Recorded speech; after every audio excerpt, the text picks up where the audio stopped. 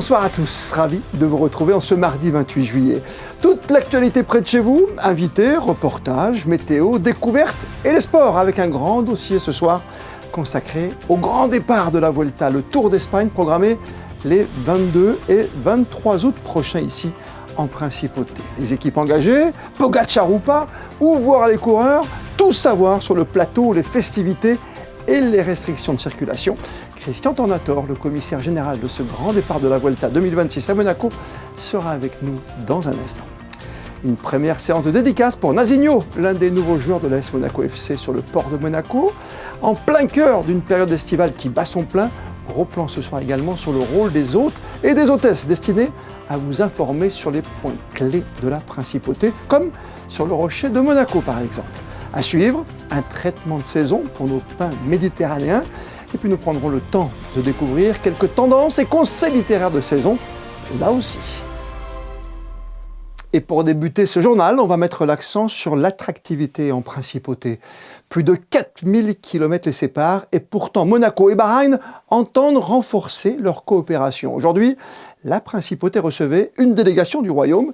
Quel était l'enjeu de cette visite? Élément de réponse sans plus tarder dans ce reportage de Sarah Inkari. Petit État insulaire du Moyen-Orient situé au cœur du golfe Persique, Bahreïn est notamment réputé pour sa modernité et son histoire millénaire. Si tout semble les éloigner sur le plan culturel, le royaume et la principauté se rejoignent pourtant sur de nombreux aspects.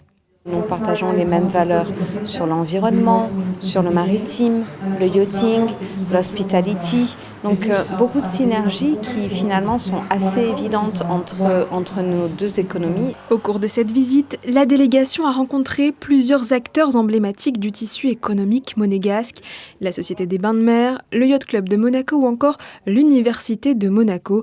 Certaines entreprises sont déjà présentes dans la région, c'est notamment le cas de Concept Monaco qui déploie jusqu'en Arabie Saoudite des solutions destinées à réduire la consommation énergétique des bâtiments tout en améliorant leur confort thermique.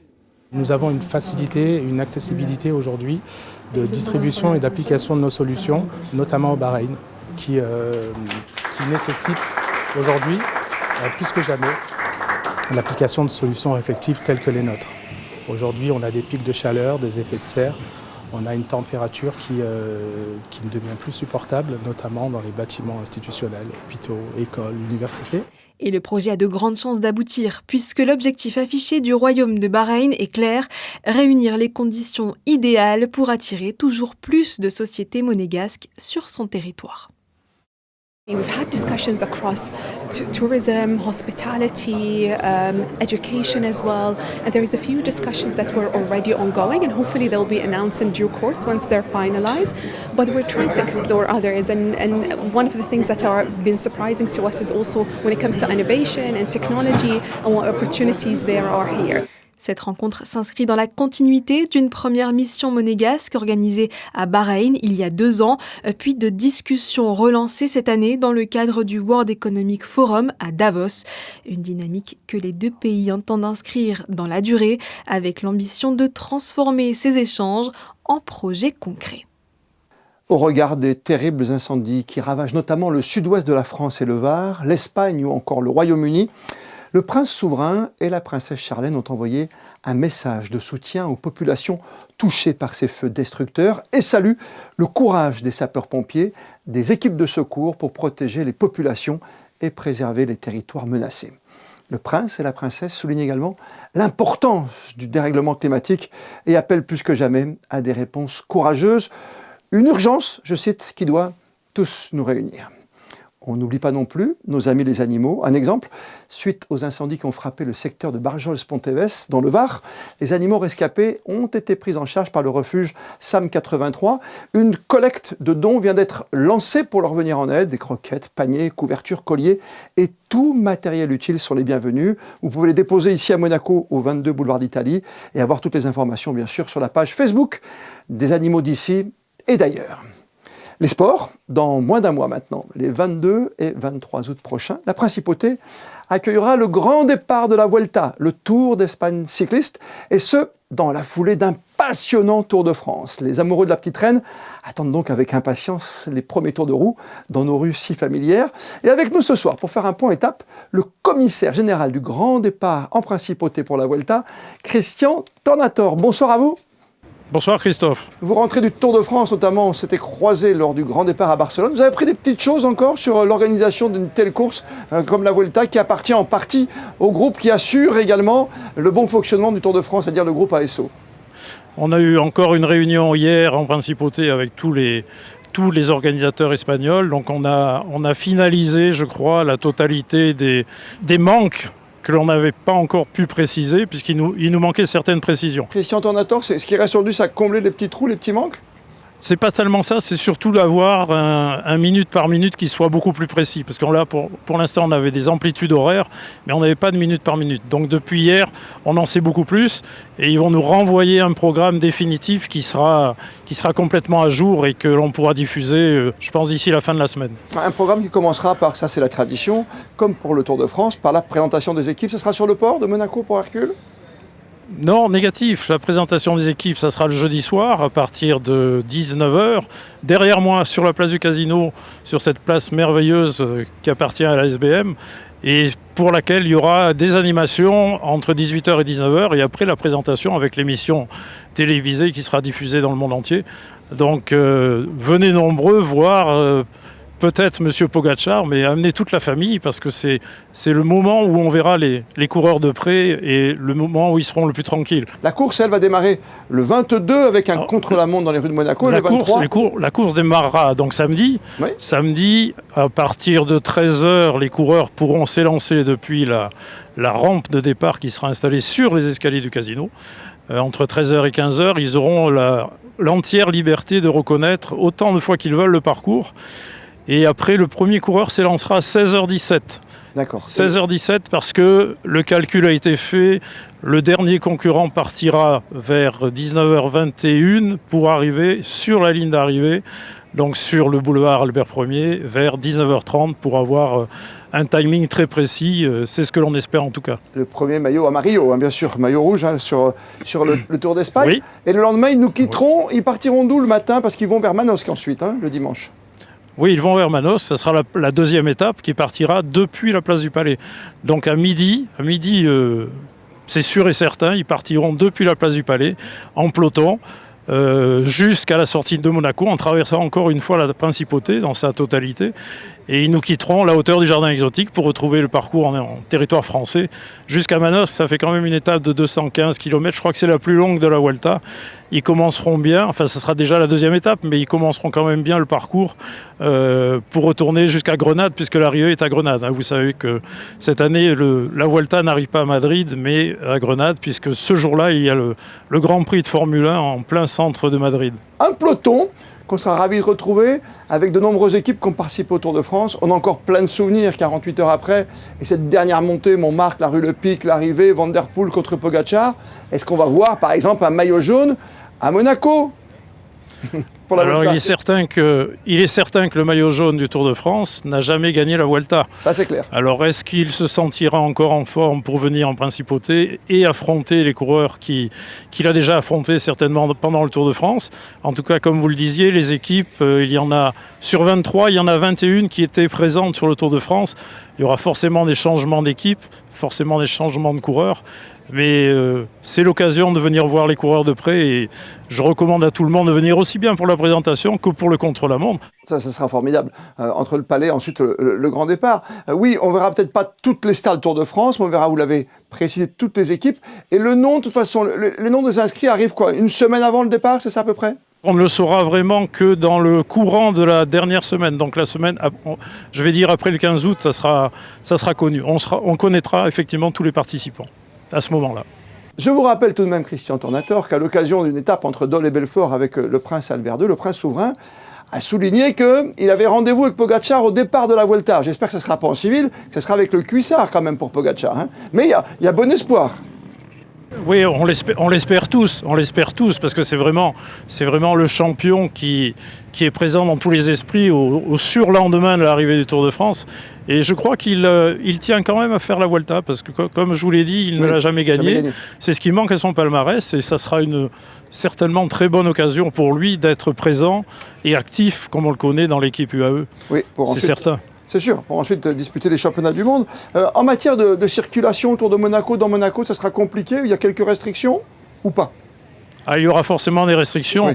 Essentiellement le samedi, puisque nous aurons la fermeture du parcours à 12h précises.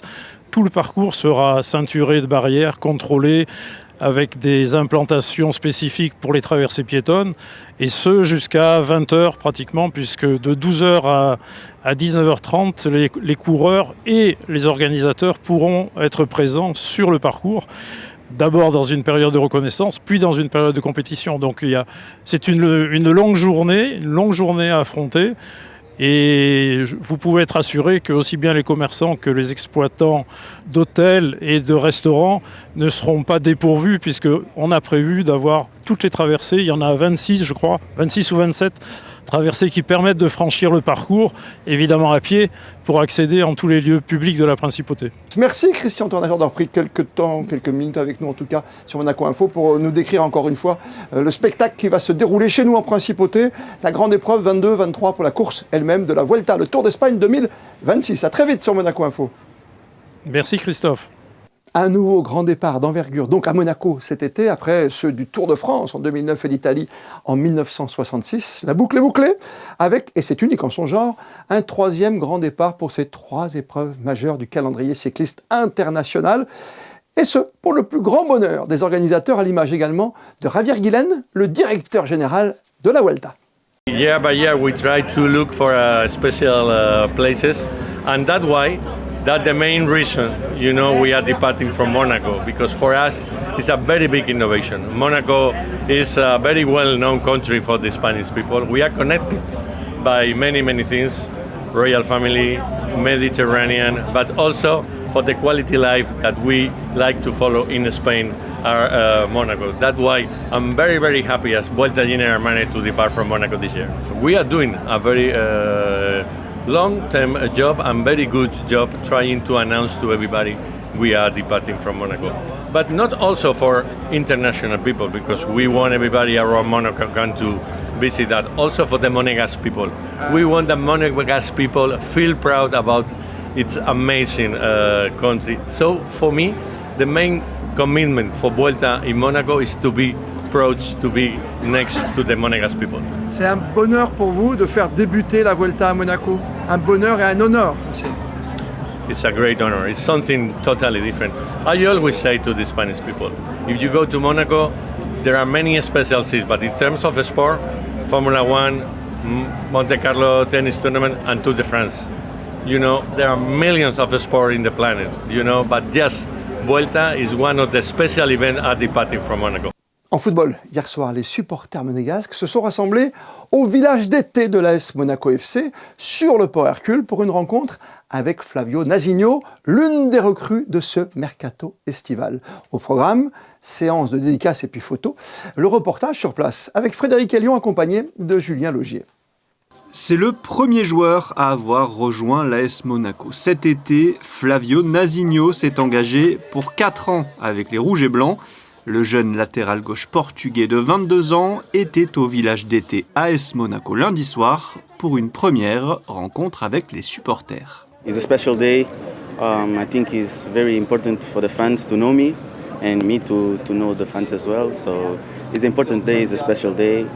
Like for the kids, it's a pleasure. It's a pleasure to play for a big club as Monaco. It's a big responsibility, but as well it's a big trust. So they trust me. They trust on my job, on my work as well. So I just want to give it back. I work a lot for the team, for me as well, of course. But yeah, you can expect a player that gives everything because it's my playing style until the last minute. L'ancien joueur du Cercle Bruges a passé près d'1 heure avec la centaine de supporters présents sur le port. Au programme, une séance de dédicaces, quelques photos et l'occasion de lui glisser quelques mots. Je suis là en vacances, je viens de Metz et j'ai vu qu'il y avait un joueur qui venait dédicacer, donc j'ai dit allez, on est là pour ça. Hein. Super club et j'adore. Je suis un grand fan du club, ça fait déjà une vingtaine d'années.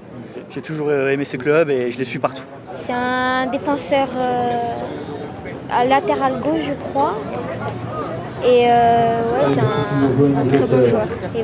C'est une promesse. Prochain rendez-vous du village d'été AS Monaco, un tournoi de foot à 4 contre 4 réservé aux enfants de 12 à 15 ans. Ce mercredi à partir de 18h, un autre joueur pourrait être présenté au public lundi ou mardi prochain.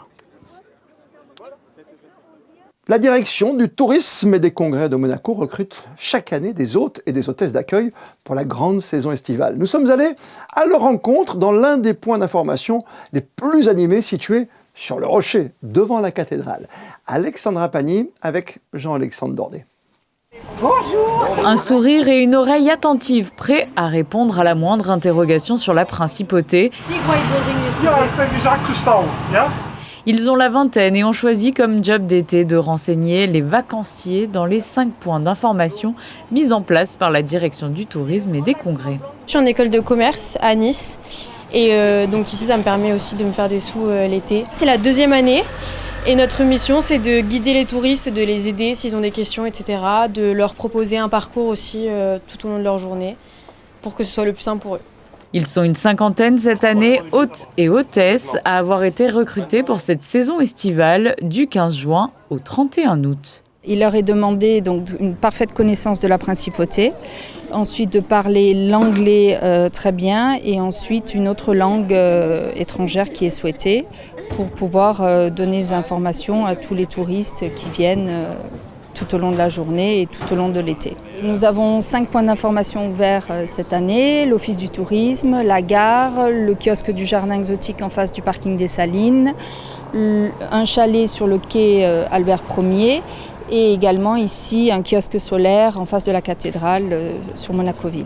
Si vous aussi souhaitez postuler pour la saison prochaine, les avis de recrutement sont diffusés dans le journal officiel de Monaco en février. À vos CV. Et direction maintenant les jardins Saint-Martin où les équipes de la direction de l'aménagement urbain effectuaient ce matin leur traditionnel traitement préventif des pins. Toutes les explications dans ce reportage de Frédéric Elion sur des images d'Hugo Comaza. Ce n'est pas une partie de paintball géant dans les rues de Monaco. Depuis très tôt ce mardi matin, les équipes de jardiniers de la direction de l'aménagement urbain sont sur le pont pour l'opération de traitement des pins contre les chenilles processionnaires. 400 arbres sont concernés sur l'ensemble de la principauté, dont une centaine ici, au jardin Saint-Martin. Ce matin, les jardiniers qui on voit derrière nous sont en train de tirer des billes donc à l'aide d'un paintball. Donc c'est un fusil à air comprimé. Et ça, c'est pour combattre, disons comme ça, ou anticiper, parce que c'est une lutte, on anticipe un peu, le développement des chenilles processionnaires. Plus de 4000 billes en cire d'abeille vont être tirées, 100% naturelles et biodégradables, inoffensives pour l'être humain et les animaux. À l'intérieur, un gel à base d'eau avec des phéromones féminines. L'objectif est de créer ce que l'on appelle une confusion sexuelle pour les chenilles mâles. Les mâles qui sont présents là dans les gazons, ils vont chercher les femelles, mais en effet, bon, il y a juste le phéromone, donc il n'y a rien. Ils vont tourner entre 24 heures maximum et après ils vont décéder. Donc ça nous permet de ne pas avoir des accouplements. Donc il y aura une population de chenilles processionnaires beaucoup moins importante. Ces phéromones vont rester pendant 120 jours sur les pins. Cette lutte contre les chenilles processionnaires se fait en plusieurs étapes. Chaque année, le mois de mai, on pose les pièges avec des phéromones pour tester la présence de papillons mâles. Si il y a les mâles, ils sont présents, à ce moment-là, on va attaquer avec le deuxième passage, disons comme ça, avec le paintball. Une dizaine de billes est tirée sur chaque arbre. Depuis le début du traitement, la présence de nids de chenilles processionnaires a été réduite de 70%. Et les vacances d'été, c'est aussi l'occasion de prendre le temps pour ouvrir ce fameux roman abandonné là, sur votre table de chevet, ou pour dévorer tout simplement votre grande pile de livres à lire, sans s'arrêter bien sûr l'été. Si vous êtes Toutefois, à court d'idées, nous vous partageons 3 recommandations dans cette enquête signée Alban Jean-Jambe, suivie de Marie-Ève Béhet. Au bord de la plage, sur une terrasse ensoleillée ou dans le train pendant vos trajets, les livres sont de fidèles compagnons à toujours avoir sur soi. Cet été, direction la bouquinerie pour alimenter sa pile de lecture avec les conseils de Camille Laure. Le tout premier roman que j'ai sélectionné est le roman de Olivia Ruiz, Vamos. Donc ici, on va partir à la découverte de Lola qui décide d'emmener son fils Ennio faire le tour du monde. Elle va partir à travers Orlando, la Havane, mais encore Marseillette pour renouer avec l'histoire familiale, notamment pour se réconcilier avec son père. La plume d'Olivia Ruiz est très très fluide et c'est une magnifique ode familiale. Ici, un petit peu plus glaçant, nous avons Dans la jungle d'Adeline Dieudonné. Donc ici, en fait, Adeline Dieudonné, elle nous dépeint le quotidien totalement classique d'un couple bourgeois belge qui, malgré les apparences, se transforme en drame familial. Donc un roman totalement glaçant. Et enfin, pour terminer avec une note un petit peu plus légère, et pour moi, c'est vraiment le roman le plus drôle de l'été, donc je vous le conseille fortement. C'est Ce qui est arrivé à la célèbre actrice blonde de Stéphane Carlier. C'est l'histoire de la plus célèbre actrice française. Donc au fur et à mesure des chapitres, vous allez découvrir de qui il s'agit. Elle va se réveiller un matin et ne comprend pas pourquoi personne ne la regarde, ne la comprend, s'intéresse à elle, alors que normalement, elle fait retourner toutes les personnes dans la rue. Je vous en dis pas plus pour vous mettre à l'intérieur de ce roman, mais c'est hilarant et la chute est mémorable. Oui, plutôt tentant. À la fin de ce journal, votre météo signée Alban Jean-Jambe. Et comme le veut la tradition, on termine ce journal par les instantanés du jour consacrés ce soir au traitement préventif des pins en principauté. Les photos sont signées Stéphane Dana. On se retrouve demain, 19h, pour un tout nouveau journal. D'ici là, belle et bonne soirée à toutes et à tous. Et plus que jamais, vous le savez, vous êtes bien sur Monaco Info.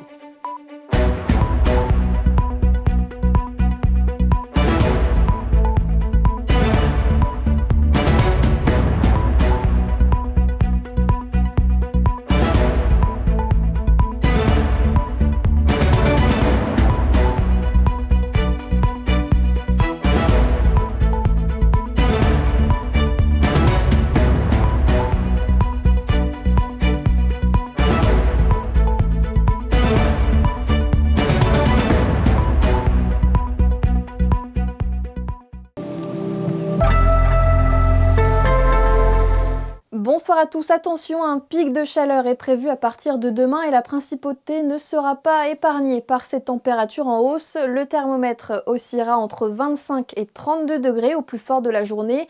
Grand ciel bleu et soleil de plomb sont attendus demain. N'oubliez pas les bons gestes, protégez-vous, hydratez-vous et limitez les expositions prolongées.